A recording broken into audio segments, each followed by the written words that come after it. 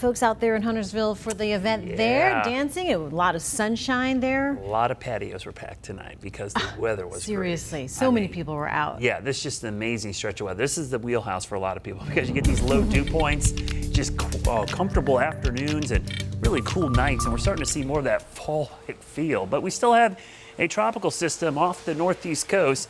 You can see that system kind of meandering off New England there.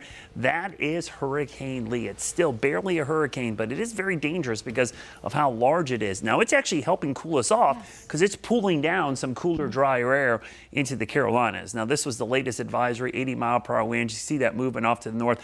Now, I'm showing you the cone because I want to reiterate something here. Remember what the cone is. It is just the track of the center of the storm, not the impacts. Look at the wind field. It's huge. In some cases, about 400 miles wide with tropical storm force winds. I'm going to put the cone in the wind field on here, and you can clearly see, yeah, the center's there, but look at where the winds are. They're affecting all of New England. That's why they're under tropical storm warnings.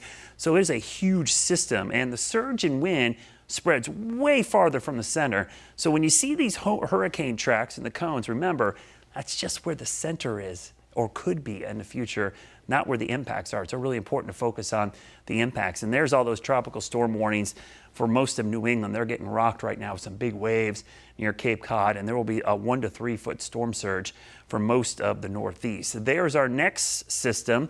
This is Tropical Depression 15. It could become a powerful hurricane. Nigel, eventually, when it gets a name, it'll be just east of Bermuda, but it's likely going to stay out to sea as well. For us, this cold front's going to be the big story tomorrow, heading our way and switching the winds to the south. So we'll lose out on that northeast wind we got from Lee, and eventually it gets kind of muggy around here. A couple waves of showers, maybe a rumble of thunder on Sunday, but no washout in the forecast. It's just if you have midday plans, you're likely going to see a passing shower. Tomorrow we're dry until we get into the overnight hours.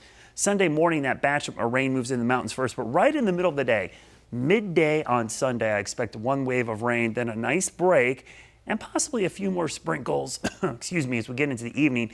But overall, it's going to be just that one line.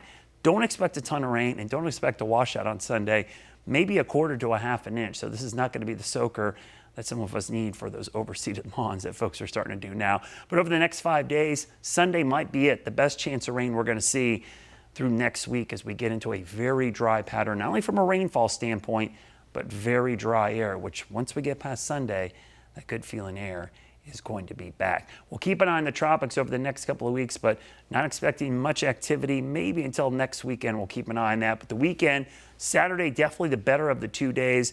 Great day for college football and Charlotte FC. Sunday, we'll keep an eye on those pop-up showers. Your Guy Roofing 7-day forecast. Boy, Monday Night Football is going to be perfect. That game at right around sunset with temperatures likely in the 70s. It's going to be very picturesque. Most of next week will be in the 80s, but cooler weather on the 10-day as we head towards next weekend.